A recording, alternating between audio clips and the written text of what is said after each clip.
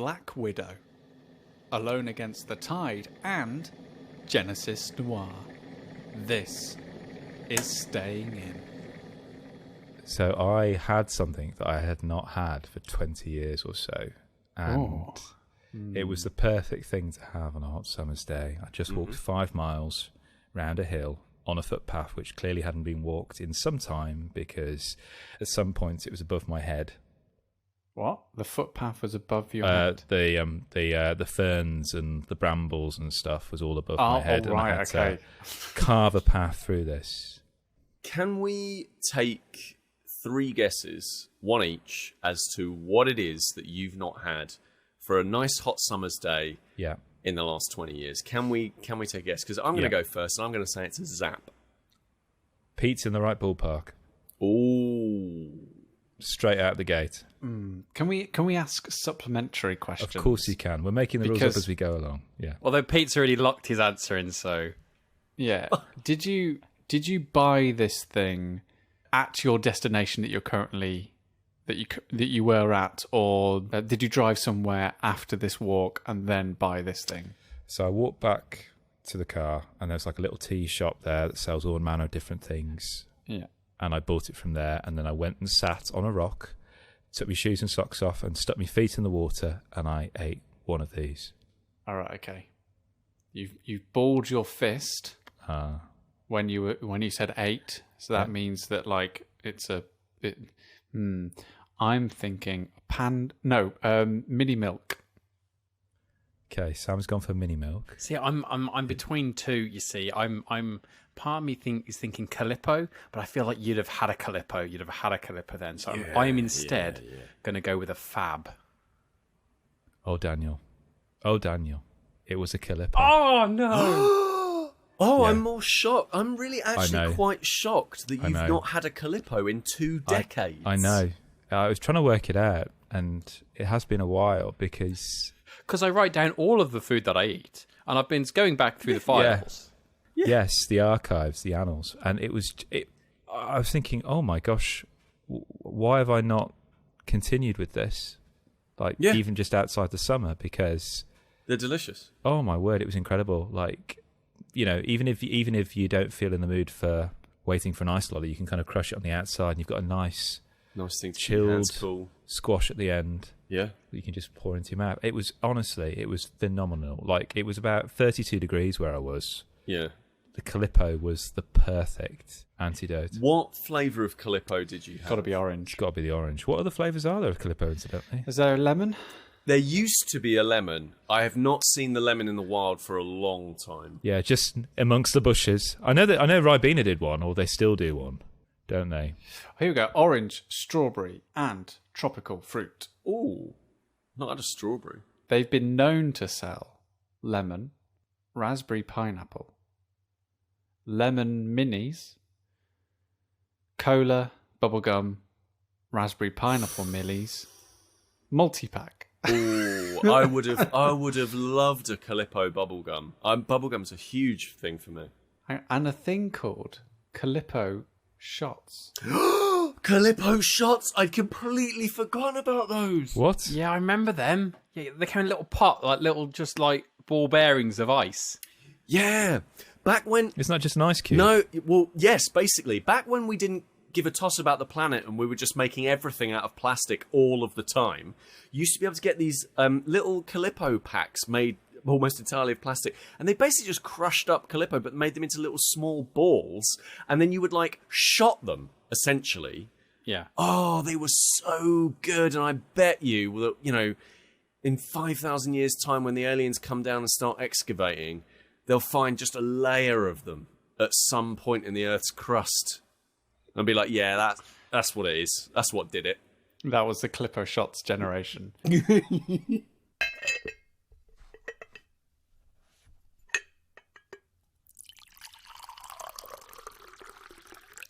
So should we finish off the what was that competition called, Peter? The recent football competition that's just been, well, not just been. The European Football Cup 2021. No, close but wrong on all fronts except for European. So it's been a bit of a saga through the last 2 or 3 episodes. There's been ruin scores. There's been shock revelations. There's been the tension of what would happen on the final. And we all know what's happened on the final. And unfortunately, we've all had to wade through England's murky side again. But on the upside, Chris and I had a lovely time in the cinema. And per my sort of thoughts about seat allocation, yep, we were in there completely on our own. Right. Can I just find out, because it has been legitimately plaguing my thoughts. Did you watch it in the cinema? Did you watch the game in the cinema at all? Did you have your phone on? No. Okay. Because that really got me worried. Yeah. He had the radio on in the corner.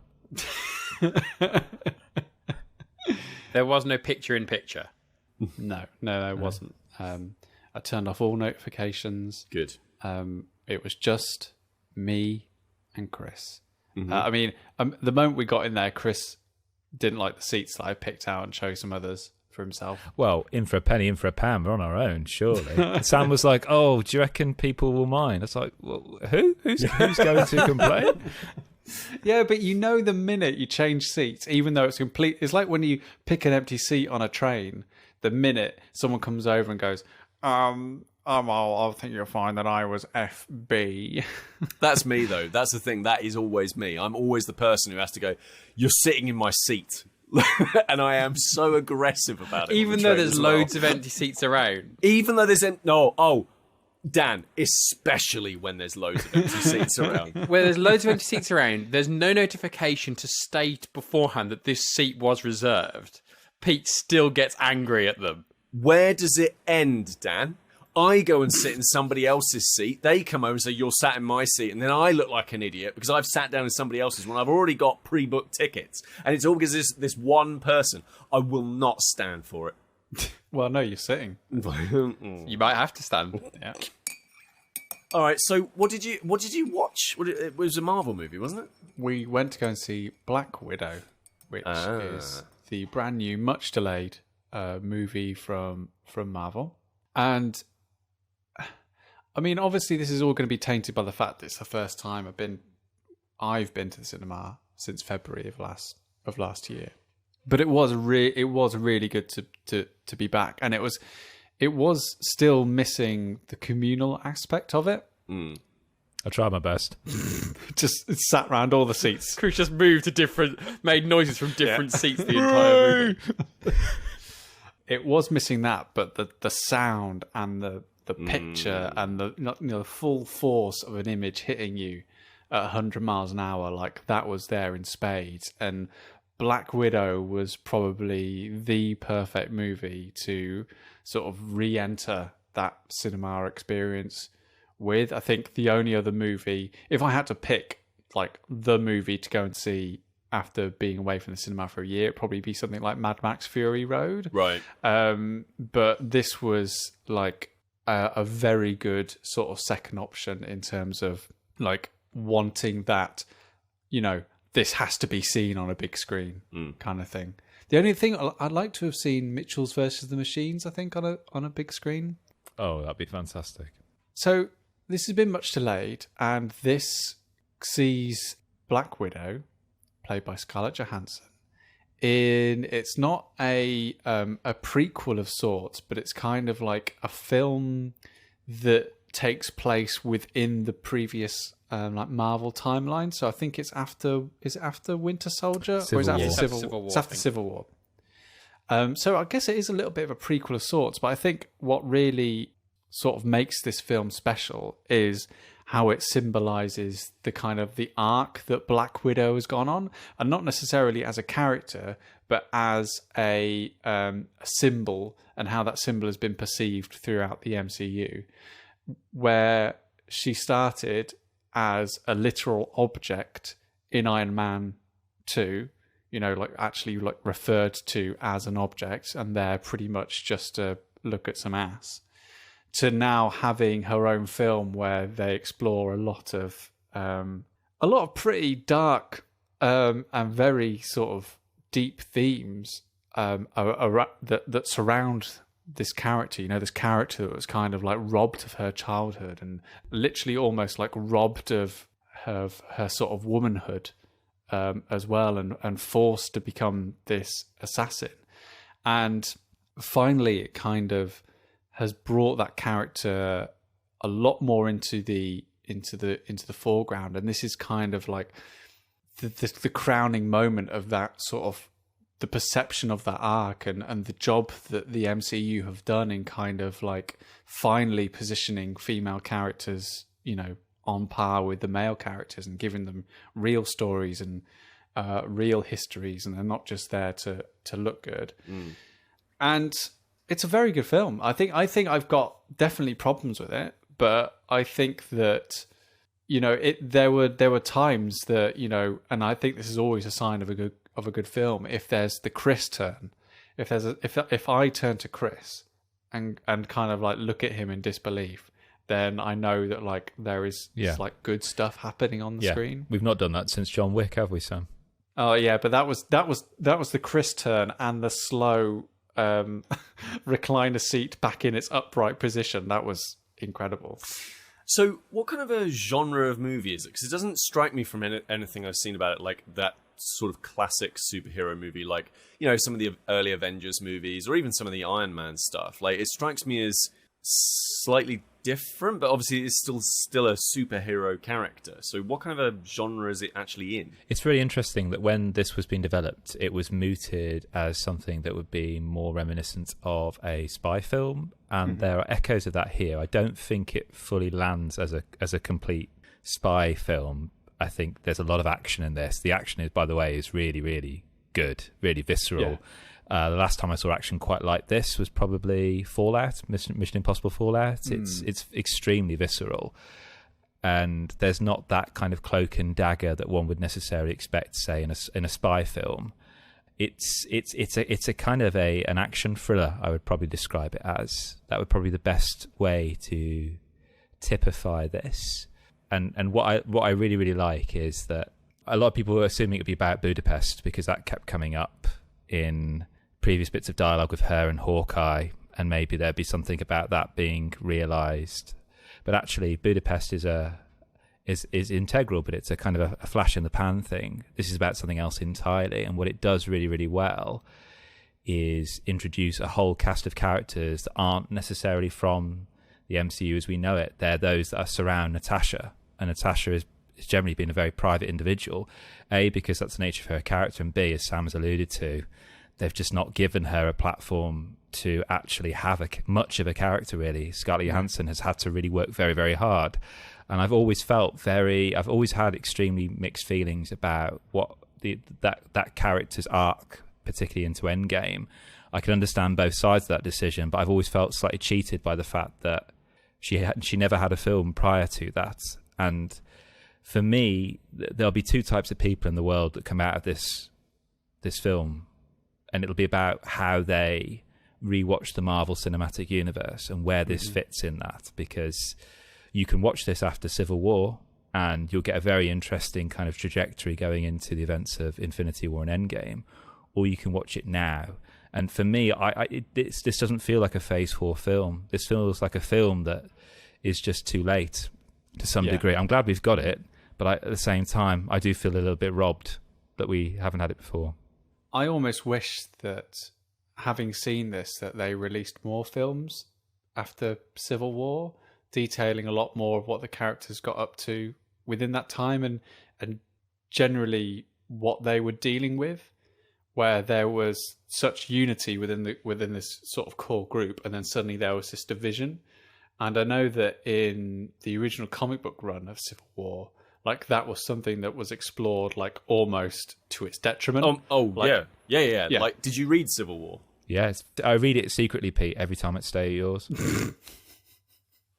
And like it's one thing that I really loved about Black Widow is that it really investigates like part of Natasha Romanoff's internal struggle is dealing with generally family units that she's been in, like, and the sort of start of the movie sort of presents her in one sort of family unit, and then moving from like to other sort of family and different sort of paternal and maternal sort of influences on her life.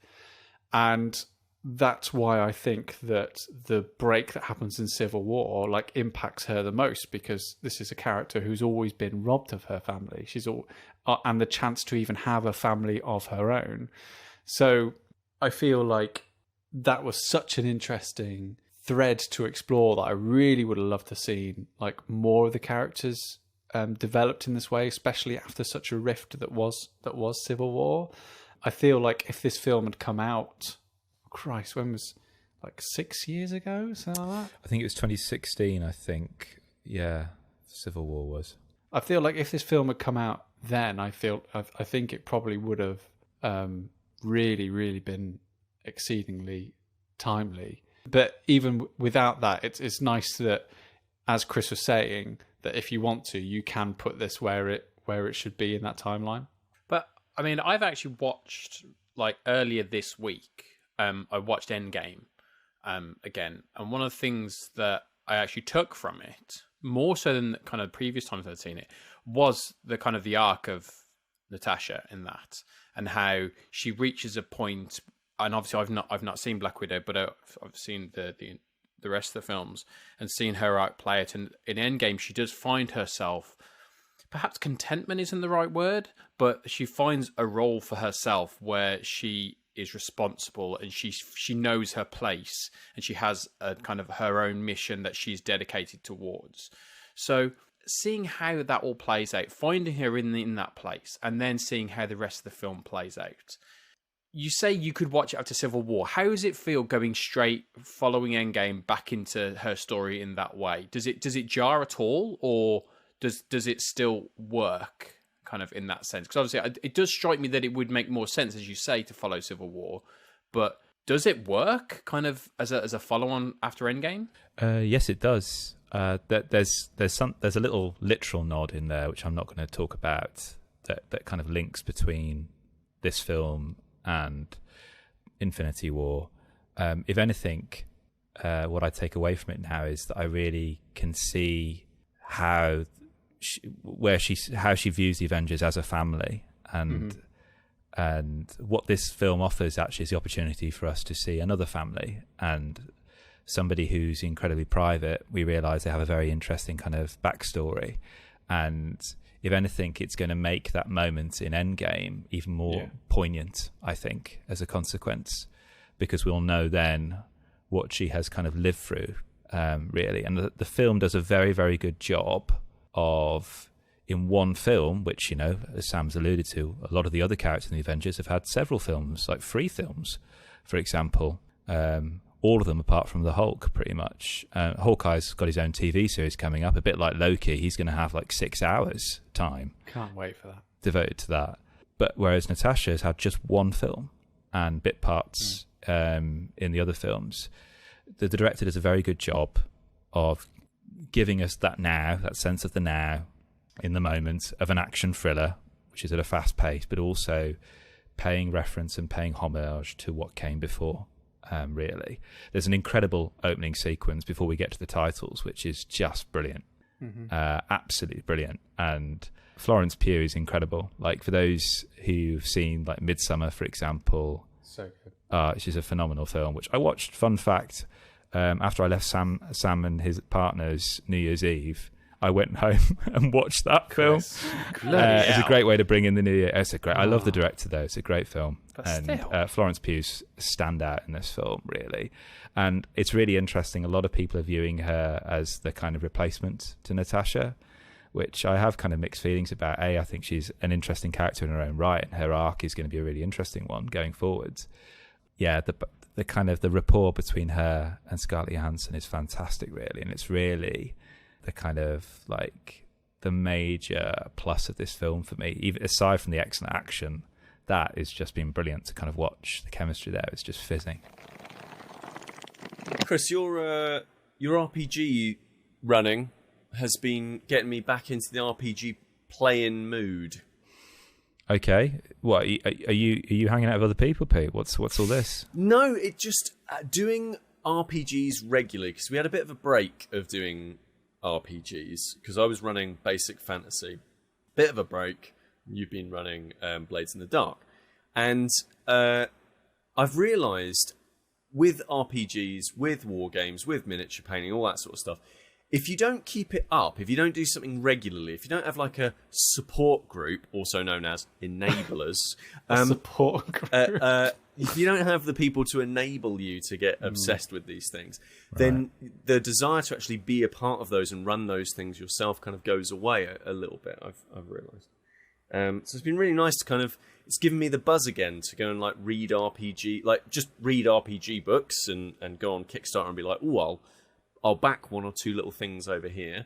But also, it's got me back in the mood of playing solo RPGs. Oh. So what was the last one you played? The last one I played was Alone Against the Dark. Oh my gosh, that was the one where you had to like map out days, and it was very fiddly. There was a little puzzle that you had to print out and cut out and do little things. Oh very interesting, very cool little game. Enjoyed that a lot, actually. Well, I liked it so much. I went and got a review copy of Alone Against the Tide, which Okay, so is this the same franchise in inverted commas as Alone Against the Dark? Yeah, so right. Yeah, Cthulhu. Exactly that. Yeah, it's Call of Cthulhu. So it's from a publisher called Chaosium, who are the folks who have made Call of Cthulhu since the 70s. And Call of Cthulhu's not really changed a huge amount. I mean, it's definitely changed from 1st to 7th edition, which is the one that we're on at the moment. But it's not changed massively, to the point of, like, you could literally take a 1st edition adventure and play it with 7th edition without too many changes or anything like that. So they do what they call solitaire adventures. And these are, some people would probably call them game books. So things like sorcery, things like fighting fantasy, that kind of stuff. So choose your own adventure. Choose your own adventure. It's very much in the Alone Against the style. It's a little bit more like Alone Against the Flames, which is it was available separately. It's now in the introductory box set that you can get hold of, which I'll probably be sending one of your ways at some point. In that it is... you're going to love it. You're going to love it. Because that one is a little bit more... And Alone Against the Tide is a little bit like this as well. A bit more about introducing people to playing Call of Cthulhu itself. So Alone Against the Flames, you don't need any of the core books. You don't need any of that stuff. You just need Alone Against the Flames, and it will just walk you through every single element. It'll just tell you how to play the game, the RPG system, like percentile dice and what different systems involved and all that kind of stuff. Alone Against the Tide is kind of a halfway house between Alone Against the Flames and Alone Against the Dark, where Dark is brutal and like you are really like taking notes and figuring out like what time it is and all this sort of stuff. There's a lot of management admin-y stuff in that one, which is pretty fun, but it's it's not the easiest way in. Alone Against the Tide is much more introductory. So it has got a little bit of that brutalness in that it does fall into the trap every once in a while of, do you want to turn to page 11 or turn to page 27, depending on which choice you want to do, and then you've picked the wrong one and then you're dead, which happens once or twice. But in all honesty, that is kind of in keeping with the Call of Cthulhu feeling. It's not meant to be... You're meant to be kind of like always thinking, oh God, I'm going to die soon. They are meant to kind of be like that. But it does also point you to different sections. Each entry will point you to a different section that will say things like, oh, this is the second entry in the thing. You're going to create a character now. So it will then run you through how to create a character in the adventure itself. And it will say, go to this page of the 7th edition book or the starter set. It'll tell you exactly how to do this stuff. And you go, okay, do that. And then you come back to the book and you continue your adventure. So I want to imagine how to kind of understand what this game is kind of like. For me, when I'm playing a solitaire game, I think how I'm playing it really sums up what kind of solitaire game that I'm playing. Yeah. So for me, if I'm just playing Railroad Inc. on my own, as a cup of tea, bit of music on in the background. I'm just sitting at the table. I'm rolling some dice. Fair enough. But if I'm playing 1000 Year Vampire, I'm sitting at a desk. I've got a notepad. I've got, pens. I've got, I'm zoned in. I'm in another room. There's no distractions going on. So what's the kind of setting that you play Alone Against the Tide in? Well, I went to the bedroom. And so the way I think about horror is actually the kind of horror I like is actually quite cozy. Like, I like the kind of horror that sort of sits with you and lingers with you. And actually the cozy kind is it will, you kind of want to like sit and be comfortable so you can think about it. I don't like the shock horror. I don't like that kind of stuff. Okay. So I was in bed. Dread. I was on the bed, on top of the bed because it was 2 up. It wasn't in the bed. I had a dice tray. I had my percentile dice and a couple of D6s. So percentile dice, for those that don't know, are 2 10-sided dice. One with 0, 0 through 90, 0, 0, 1, 0, 2, 0, etc. And one with 0, 1, 0, 2, 0, 3, 0, 4. And then from that combination of numbers, you end up with the percentile out of 100. I had that, and I had a dice tray. I had the copy of Call of Cthulhu 7th edition next to me in the bed, on the top of the bed. I had headphones on, a good pair of headphones on, listening to a very interesting mix of the Call of Cthulhu official soundtrack for the latest video game, Silent Hill, just some weird, like, sort of, I imagine it's been made in, a Scandinavian country where it's dark all of the time. That kind of soundtrack, like that haunting, oh yeah. That, dim lights, and then just sit down and just focus it took me about 3 hours to play through. Wow. I was comfortable. I was by myself. I was making little notes with my pencil. I was making little rolls. I was thinking about each sentence as it was kind of, some of the sentences in this thing, like some of the writing in this thing is just like absolutely horrible. Like, really well written, but like, there are a bunch of deaths as you would imagine, and some of the descriptions of the deaths aren't gory, but they are gruesome. Like you just sit there and you're like, just the absolute nature of them. I won't spoil this one, but in another one, and the writing is equally good in this one, there's another one where the ending, the death, they just make you keep rolling, and you just keep losing your sanity, and you just keep losing it, and you just keep rolling, and you keep losing your sanity, and with each loss of sanity, the description gets worse and worse and worse, and it is just this horrible sense of dread, and that's definitely in Alone Against the Tide. Just 3 things, Pete. Yes, just the 3. Yeah. Just firstly, I think you've missed a trick. Alone Against the Tide should really be played in the bath. Secondly, True.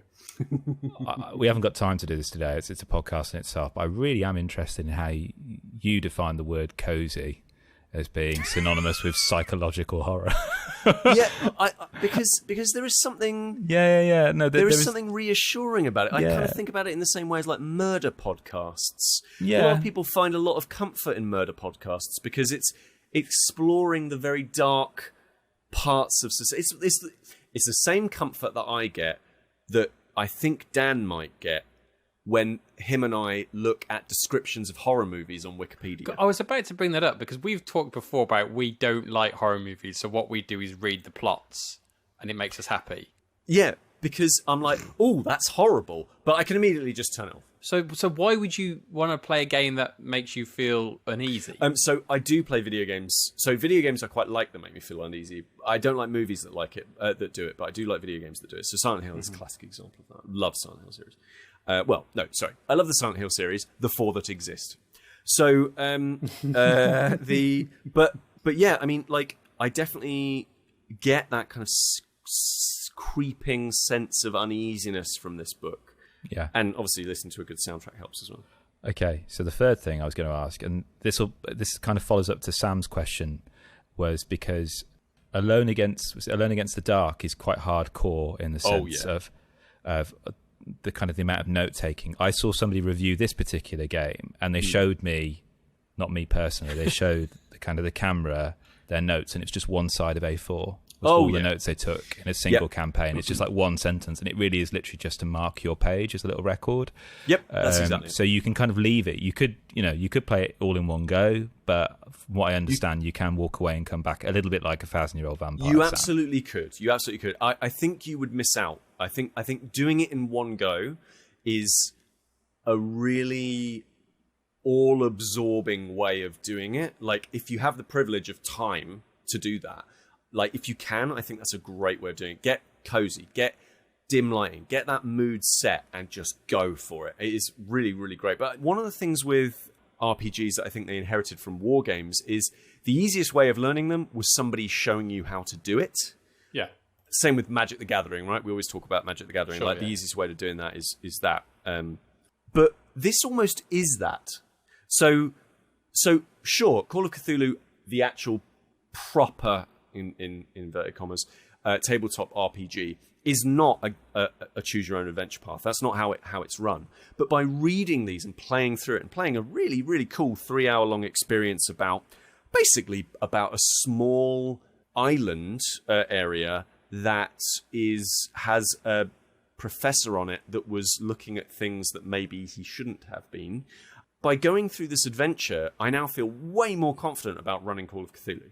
Like, I come out of this and I'm like, yeah, I could run this. I could run an adventure now for Chris. I could absolutely do a one-on-one. Just sat at the end of my bed.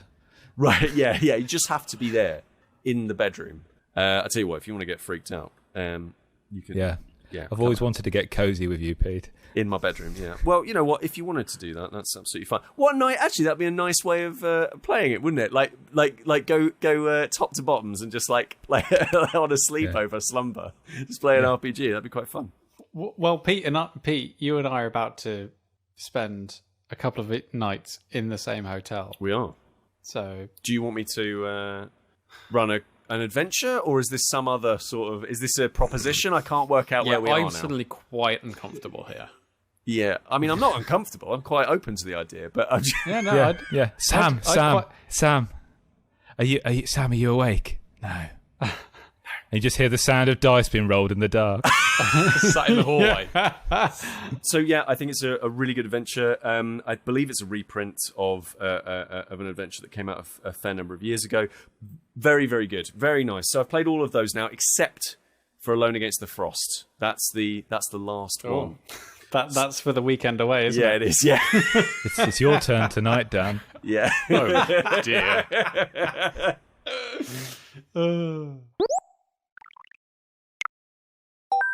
We got sent a question. Well, they didn't send it. They were just asked us a question. Okay.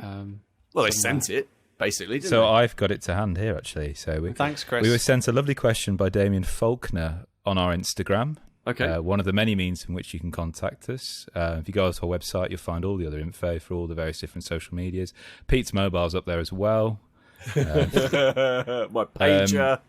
And we often reply to these questions on these very same kind of social media feeds. But this was quite a nice question that we thought. And I said to Damien that we'd talk about this on the pod. And the question is, namely, this: so, got a Nintendo Switch.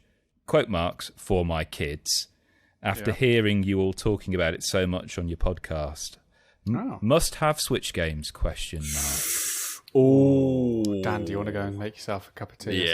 Yeah, we may be here a while. Well, hang on. I think Dan can actually have a say in this, because the beautiful thing about the Switch, as I've grown to love it, is a lot of the titles are available on other consoles. In fact, there's stuff that's on the Switch you can't get elsewhere, but there are some good titles that straddle several consoles.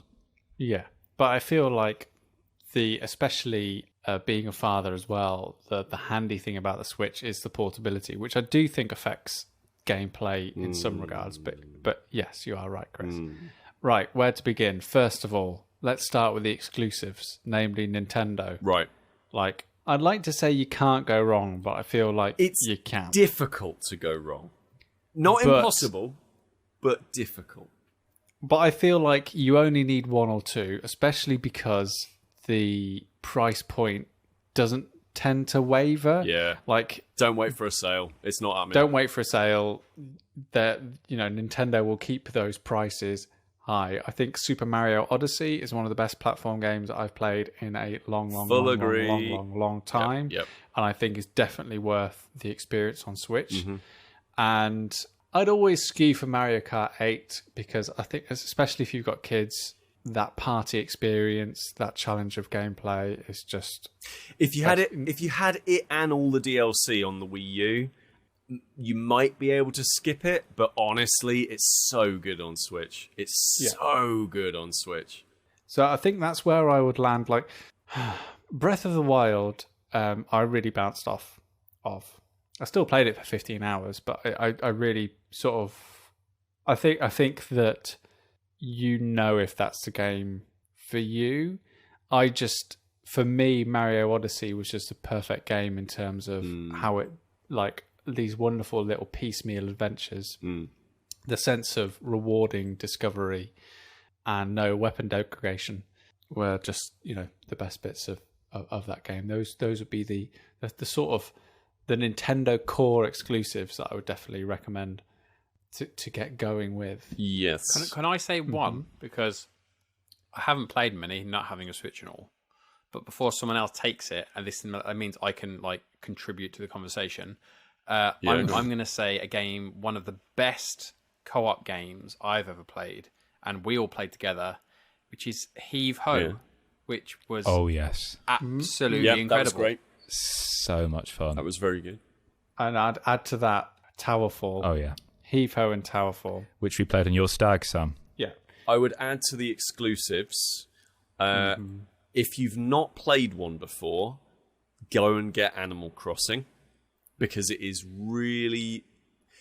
unlike any other game except all the other Animal Crossings. If you have played it before and you loved Animal Crossing, do go and get it. If you bounce off it, just skip it. It's not for you. But yeah, I would say Animal Crossing is a good shout as well. Oh, just one other exclusive. Mario and Rabbids Kingdom Battle. That's a good game. XCOM, but faster and more agile, I would say. Yeah, and then it's regularly on sale. You can pick it up. You can pick it up quite cheaply as well. I mean, yeah, all of those are really, really good. Another game that I think that, again, going into this like Heave Ho, Towerfall sort of party game-esque experience, which I think the Switch deals with really, really well. Another game I'd add for that is Keep Talking and Nobody Explodes. Because one thing that the Switch does really well with this is usually when you're playing Keep Talking and Nobody Explodes, which essentially is a game where someone is looking at a bomb on a monitor and then everyone else, either in the room or connected via sort of voice chat, is looking at a manual and they have to tell you, based on your descriptions of the bomb, how to defuse it. That's usually pretty tricky if you're on a PlayStation or an Xbox or on a PC because of where the monitor might be situated in your house. Not a problem on the Switch. You can take it on the go. Print out the manuals. You've got a party game in your pocket. And that is another example of what the Switch does. The Switch does really well. It's an interesting point because Damien hasn't specified. I think he has got like a full Switch rather than what I've got, which is a Switch Lite, which actually affects obviously the type of games I play. I don't tend to play quite intense action or platformers on it. I tend to play much more cerebral indie titles just because of the nature of it, really, the pacing of it. So I'm just gonna reel off a few. Steam World Heist I love because it's that kind of take it in turns type of play. Steam World Dig 2. Yeah, I'd also recommend. Untitled Goose Game works really well handheld. Gris I love. Return of the Obra Dinn is one of my top 10 games of all time. That's phenomenal if you like your detective stuff. Tangle Tower is also a really good, fun detective game. Oxenfree, I love Oxenfree. Sequel coming out this year, apparently. Sayonara Wild Hearts, which I've not talked about yet on the pod. At some point I will do. It's just gorgeous. Superliminal, which we spoke about in a previous pod. Kentucky Route Zero, I love this on the Switch handheld. I treat it as a novel to take to bed with, and it gave me the most incredible dreams. And probably Ape Out, which Sam introduced me to. That is a really nice quick fix of a game. If you don't want to kind of invest yourself in something quite long-winded, you can just jump into it arcade style and jump back out of it, really. So I'll focus on a couple of ones that are a little bit slightly out there. If you want a really good just a really good lightweight adventure. I definitely recommend Agent A. Yeah. Oh yes, very good shout. Yes, that's a very good little sort of puzzly spy game. I would also say that I would definitely recommend Overboard. I think that works really well on the Switch as well, and certainly something like if you can Siberia 1 and Siberia 2. If you can play it, if you can play it with a touchscreen on your Switch, it is genuinely a very good adventure, well-written story, good adventure. Not great playing with a controller generally, but actually really good on a one of these sort of touchscreen things. Untitled Goose Game's a good one. Yonder, the Cloudcatcher Chronicles, is a good one if you just want to listen to some podcasts and have something to do in the background. Ring Fit Adventure, really good for exercise, getting up and fit and doing all that sort of stuff. I've really enjoyed my time with that one so far. I'd also then shout out Celeste. Yeah, 100%. Which is an absolute must-buy banger. And the final three, Windjammers. So tennis. It's all right. It's basically like tennis. Finally, you admit it. Finally, after years. Stardew Valley fits on this device like an absolute beauty. Like an absolute perfect way of playing it. And then finally, Sega's Virtua Racing. Now, the Sega Ages series has been pretty good. There's been some hits and misses. I'm not a huge fan of the Outrun version, but Virtua Racing is a tour de force. It is a brilliant adaptation of an arcade game. Really great for just sitting down, playing for 10, 15 minutes to put in a couple of really good lap times, comparing your scores online, and then ducking back out again. A really great arcade experience, and cheap as well. It's like £4 or £5. Absolutely well worth the time and effort to go and get good at that game. Very, very exciting. Oh, there's so much on here. All right, okay. My final suggestions were I've quite enjoyed this. We should do this again for another console. Yeah. My final suggestions would be, obviously Hades was is still probably the big game that I've still not got for my Switch, but it's said to be exemplary. I don't sleep on the other games made by that studio. So things like Transistor and Bastion. They translate really well to the Switch. Again, also, Ori. Also, any of the games in the Ori series, so Ori and the Will of the Wisps or Ori and the Blind Forest, they're really good platformers that I have played on the Switch. Golf Story is kind of one of the perennial classics on the Switch, which is like a golfing RPG, which is exceptionally good fun. Murder by Numbers is a weird Picross game where you also solve murders in it. Wilmot's Warehouse is still one of my favourite sort of chill out and just listen to a podcast game where you essentially are a small cube organising abstract goods in a warehouse, and it's kind of like the closest thing I'll ever get to working in Argos, and I love it just for that. Basically, is both organising and working in Argos, which is like it's the best. Having lived that dream, I was about to say. I remember Pete when you used to work in Argos. Oh, it was exactly like Wilmot's Warehouse. And my final one, which is the one I'm always suggesting all of you to get all of the time, and it's always really cheap and in sales, is a game called Yoku's Island Express. And this is quite a unique experience where you play as a character which is essentially attached to a ball, and how you navigate all the levels is by basically pinball flippers. And you're on this island, and you have to complete these levels and traverse this whole sort of stage and this island, basically by flipping pinball flippers around. And it is exceptionally good. Like it sounds like a concept that doesn't work, and it's kind of difficult to transpose your head away from a very linear-esque sort of pinball table. But Yoku's Island Express is one of those little gems that I found on the Switch and really enjoyed it. And I think my final recommendation is sign up to DekuDeals.com. Deku Deals, DEKU Deals.com. It's a website that just basically lists every single game that's on sale for the Switch. It tells you when it was last on sale. It tells you if the current price it's at is significantly important, so therefore like the lowest, or has it been this low before? And you can do what I do, which is basically you can listen back to this episode, tag all of these games onto your wish list, and they send you an email when that game goes on sale.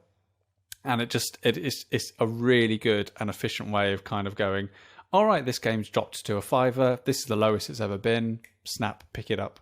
Or, oh, this game goes on sale every month. I'll wait until then to buy it.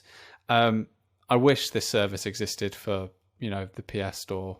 I really do. Or at least a service as efficient and as clean as Deku Deals. But yeah, I think out of all the games, my recommendation would be the website Deku Deals. That's the best place to start with the Switch. So I want to talk about a combination of two different genres, I suppose, or themes that have very different scales. I'm going to be talking about a game called Genesis Noir, which I know, Dan, you've played also. I played it on my Switch. Is this another good game for the Switch? It certainly is, Sam. I played it on my Mac. Yes, that's right. A game that plays on the Mac. No, it didn't. Surely not. You were running Windows on it, right? You were running Windows on Absolutely. the Mac. This was a Mac OS game. You were streaming it through Stadia on your Mac, yeah? This is really interesting because this is actually a game where you can pretty much play on everything apart from a PlayStation. Yeah. Really? Yeah, I think so. Yeah, I don't think it's on the PlayStation at all. Yeah, it came out this year, I think in March, and it's from developers Feral Cat Den and publishers Fellow Traveller. And it's a point-and-click puzzler, lasts around 4 to 5 hours, so perfect at the moment for those who haven't got loads of time to spare, but they want that sense of having completed something.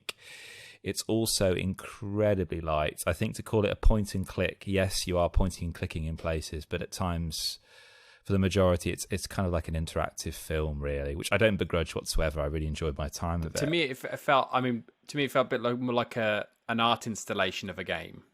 That's how I saw it. Yeah, I suppose there's a little bit of an interactive art installation vibe to it, I could say, almost akin to Florence, which I know you and I have both played, Dan, as well, and really enjoyed. So I'm going to give you 2 readings of the same narrative, and each one is from a different genre. And this first one's the micro, and this is where you get the noir in Genesis Noir, so it's a very film noir kind of theme. So you play as a watchmaker who, depressed after breaking up with a nightclub singer, responds to her cries and races to her apartment to help. There he finds the singer's band member with a gun pointed at her from across the room, and in slow motion we watch the bullet fire. That's a kind of a film. That's the kind of film noir story. It's very moody. So far, so simple. Lots of stark contrast. It's primarily a monochromic game, really. Mm-hmm. Now that's the micro. Let's get to the macro now. Now, in that moment in which the bullet fires across the room towards his former lover, the watchmaker realizes he can slow time to a near standstill. This whole moment, like Bernard. Yeah, Bernard's watch, yes. Shout out. A real deep cut there, Sam, that really, thanks. Yeah, that ages our listenership for those who get that reference. They have aged in hearing. CITV in the 90s. Yeah. Yeah, so the bullet freezes time, and essentially this entire narrative is a metaphor for the Big Bang, with the killer representing energy and the victim who is called Miss Mass. So, energy against mass. So our task as the watchmaker is to try and stop this event from occurring by, I know what you're thinking, yes, of course, obviously you create a black hole. Mm-hmm. Yeah, and that is essentially what you're doing. And they were heavily influenced by this fantastic series of short stories by one of my favourite writers, Italo Calvino, whose book Invisible Cities is one of my favourite books of all time. This one is cosmic comics. And what each story is essentially is it takes a scientific fact. So, for example, the moon, once upon a time, used to be closer to the Earth. Once upon a time, matter existed as a single point. And what they do is he takes these scientific facts and he gives them a narrative. So there's and you get that in a kind of a very poetic kind of short story, really. And that's what this is. You are learning a lot about quantum physics. You are doing all manner of things. You're scrubbing through the bullet's vapor trail, finding these little small portals that take you into the kind of torrid history of this watchmaker as he kind of slips into depression at times, and his relationship with Miss Mass. But it's told through the prism of the universe's creation and the stages of life on Earth. So, like, there's one moment where I'm walking through a giant version of the crime scene. I'm walking past a gigantic cigarette butt. I'm spinning the rings of planets as if it's like a record player. I'm also manually having a hand in evolving early life on Earth. I'm playing improvised jazz across the stars. And I'm actually firing up a particle accelerator. All of that. And it's really interesting that, like, for this person, this relationship is as big and as epic a scale as the creation of a universe. And what he's witnessing here is, to create something, you have to destroy something. Energy gets distributed, and it's using that theme and giving it a narrative, putting it as, imagine, what we have here is this wonderful kind of mix of The Big Sleep and Carl Sagan's Cosmos. Or, you're playing as somebody that is both, a Humphrey Bogart character, but also Brian Cox. And it's a really interesting mix. It's got this incredible soundtrack by a London-based band called Skillbard.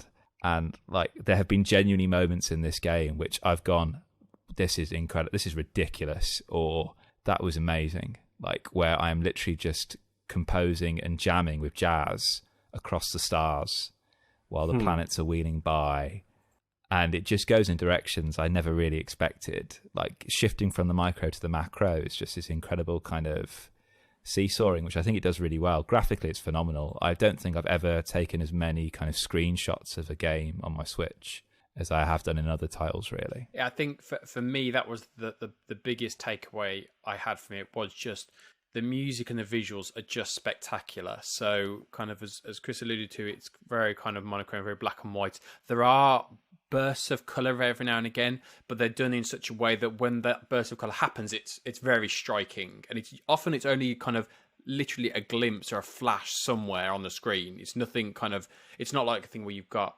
a whole area which is colorful. It's very much like a glance, but it's all like abstract line drawings, line art, and it fits if you imagine kind of how jazz would look as an image, it fits so perfectly with that, and that's why they go so well together.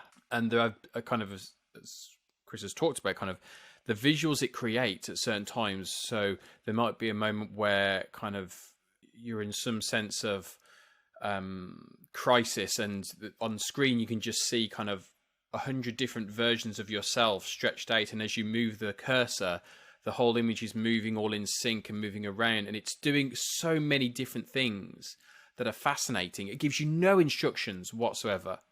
You have to figure everything out by yourself, and it's purely trial and error. So very, very early on in the game, you find yourself in the apartment of the protagonist, who lives in a clock tower.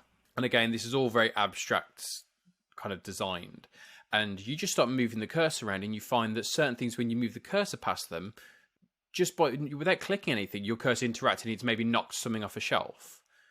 So you knock a phone off a shelf. So you click on the phone, and he goes and picks it up, and suddenly the clock face turns into the dial of a kind of a rotary phone. Okay, so and if you look around for long enough, you'll find a phone number, and then you put the phone number in, and it leads on to a next thing. And as you're putting in numbers and different numbers, the further you go through the phone number you're trying to call, the whole area where you are is disintegrating and kind of exploding, and all this different stuff is happening. And you're just doing it from looking around and trying to figure out. You can click on lots of different things. Some things mean something. You'll see a poster of your girlfriend, who is obviously this kind of jazz singer. You've got different things kind of from your history in terms of a watchmaker. But that's kind of the joy of it. And it takes you some really kind of wild places, introduces certain different mechanics in terms of getting rid of, in terms of evolving the visuals and being able to move around the world. It's never difficult. I've not completed the game. None of it I found difficult. It's all fairly kind of simple and easy to maneuver, but it's just fascinating to try and pick your way through and figure out different things. And when you figured out one thing, suddenly, it's opened up a whole arena elsewhere in the level as well that I can now go in and do stuff. It's a very difficult game to explain and describe. It's a game that needs to be experienced to really kind of appreciate it, I think. I briefly want to just get busy with the Knizy once more on this show. If you just will indulge me just slightly. Always. The board game designer who has designed over 700 games, Rainer Knizia, is back. And I've just had the pleasure of being able to play 2 of his latest. So I thought I'd just bring them, I present them towards you, because I feel like at this point, spoken about the good doctor quite often enough, and I feel like he brings such a standard of quality to his games that it's kind of, at this point, I don't think you need like our recommendations to play them. I just think that if they sound like things that you may enjoy, then they're pretty much off the shelf and in your bag. Please, sir, ring it up. Ding, ding. I actually got one of his, he did one with Helvetic. I think it's Kariba. The thing is, you can look down the back of your sofa. There's probably a Rainer Knizia game there somewhere. I mean, this guy is a machine. So I've been playing 2 of his new games. The first of it, which is actually a re-implementation. Well, they're kind of both sort of re-implementations. One of them is a roll and write version of Lost Cities, which is hands down one of my favourite 2-player games, if not one of my favourite games of all time. If you've never played Lost Cities before, I really, really recommend it. It's a game about going on different expeditions.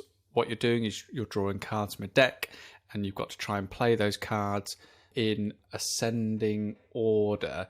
And the more you can complete sort of paths and expeditions, the more points you will score. And there's been a sort of auction-based game version that's been made of this. There's been a board game version made of this. And none of them have really appealed to me until suddenly Mr. Reiner decided to re-implement a Lost Cities as a roll and write game, which is probably my favourite genre of game. And I was like, yes, please, Kosmos, send me that. So they did. And Lost Cities, a roll and write game, it's a very sort of stripped down version of Lost Cities in a lot of senses of the word. Mainly like in terms of like presence on the table, you don't need as much space to play it. If I was to say one bad thing against Lost Cities, is that it is a bit of a table hog, especially when you've got lots of these cards descending from this central column of expeditions. The roll and write keeps things a lot smaller because you're just rolling dice and you've each got a little pad. But you're still going on expeditions and you're still rolling dice and trying to create chains of equal or sequentially higher numbers. And you'll also have to balance that whole risk and reward element that is key to Lost Cities. I think the thing that people love about that game is the idea that they are really holding out for the next card they pick is going to complete a certain chain or is going to complete an expedition. And here it has that feeling. It condenses that idea of you're rolling a dice and hoping that both the number comes up and also the symbol that you need that matches the expedition that essentially you're writing into. Like that core feeling is really sort of harnessed and embellished in this roll and write game. I guess it's kind of like the Calippo shot of the Calippo world, isn't it? It's kind of like Calippo shot and top. Yeah, it's kind of like, do you want that Lost Cities feeling, but you can just sit on a couch and play it, and you don't have to worry about putting down cards or putting them together? Do you just want like just to sit down and play it right here, right now? Because this is what the roll and write version does. Like me and my wife played 10 games of this pretty much in a row because it was kind of like that Moorish, that little sort of giving us everything we get from Lost Cities, but in this really nice little neat package. So yeah, that's really good if you're looking for a little small box. Brilliant. And then the other little Knizy game that we've been getting Knizy with is... No, never, ever say that again. I'm quite curious as to how long it took you to think of that. Yeah, right. It's a genuine re-implementation of a game called Time Square, and this is called Royal Visit, and this was lovely provided for us from Coiledspring on behalf of Iello. And me and Chris have played this a couple of times, and this has my new favourite board game component, which is a cloth board, which doesn't come with washing instructions, so I am petrified of... you don't want to shrink that board, do you, really? Yeah, I'm going to run it through my laminator. It's like a table runner, isn't it? The board. Yeah, it is like a table runner. It's quite satisfying just to kind of like throw it out and sort of push it onto the table. I think in games like this, which essentially is a tug of war, where you're playing cards down and the card depicts a character, and then you move that character depending on the value of the card. So in games like this, where it's kind of like Chris moves the king, which is kind of like the winning piece, 5 to him, and I move him 5 back, where there's a lot of that sort of frustration. I feel like a game like this sort of hinges on the end game. So it doesn't feel like, oh, you won because essentially you got one more go than I did because you went first. Right. So I feel like games like Watergate do this superbly well, where the tension between the two players is kept at a superbly high level throughout. With Royal Visit, it kind of ebbs and flows a lot. It can rely on luck in terms of the cards that you are dealt, because you can, on your turn, you can essentially play any number of cards that matches the same character. So essentially, if you've got lots of king characters, you can move them as much as you can to the value of the cards. There's a slight rub that the king has to always be in between the guards.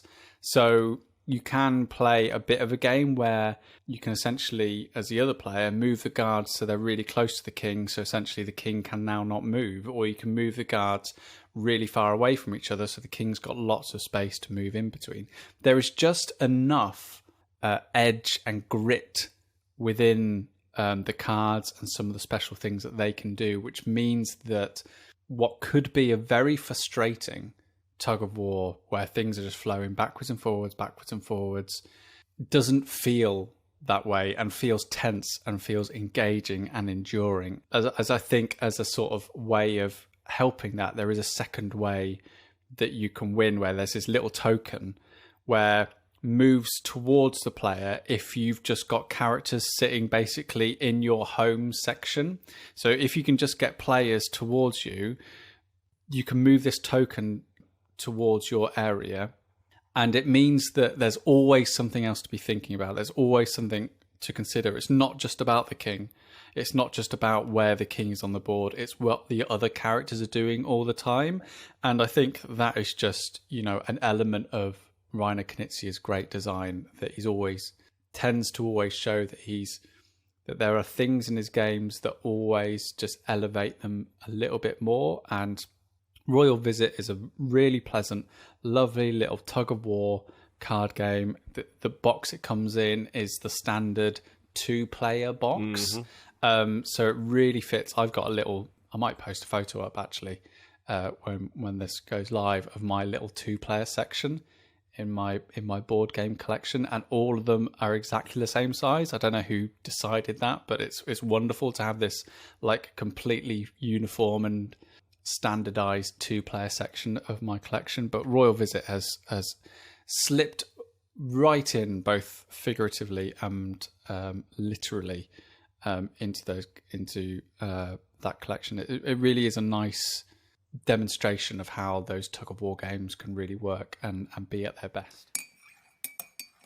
That was it. That was Staying In with myself, Sam Turner, Chris Darby was there, Peter Whittington also, and Daniel Frost. Thank you so much for joining us on this edition of the podcast. This is being released after the UK Games Expo. Hopefully we may have seen you there. We may have handed you a sticker or giving you a nice sort of thumbs up at a safe social distance with our nice new t-shirts on. If we did, and if you've got one of our stickers, then share that online. We'd love to see where you're putting those things. Instagram, Staying in Pod, Twitter, also Staying in Pod, and also Facebook as well. Our email address, if you want to get a question to us, just like we had on this episode, is stayinginpod@gmail.com. We really did enjoy answering that question on the Switch.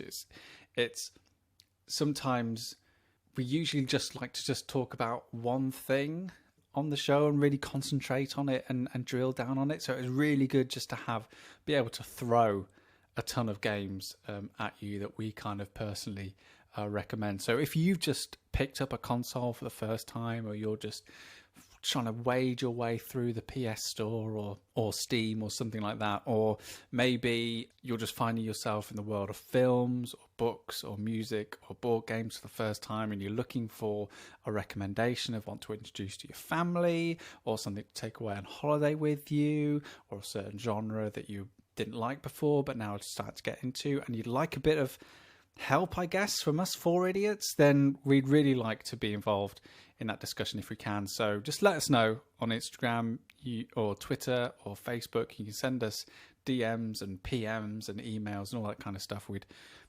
We'll try and help if we can. So I think that's kind of it for this show. We'll be back in a couple of weeks' time as usual. I hope you're staying safe, and most importantly, I hope that you're doing everything that you need to feel comfortable at the moment, and doing everything you can to reduce anxiety and just feel safe going about and doing your normal business. That's really, really important. If you're looking for a distraction, or if you're looking something to put a bit of your energy into, that's what we hope to do here on the Staying In podcast. So hopefully we've given you a recommendation or food for thought about something that might just help take your mind off everything that's going on. Remember, we've got curated pages on Steam and Board Game Geek. If you've missed anything, you can always go back into our back catalogue to hear previous episodes if you so wish. But we're also all on social media, as previously mentioned, and you can send us a question or just say hello at any time. We will get back to you because we're nice like that. Anyway, do take care. All the best. Until next time, bye-bye.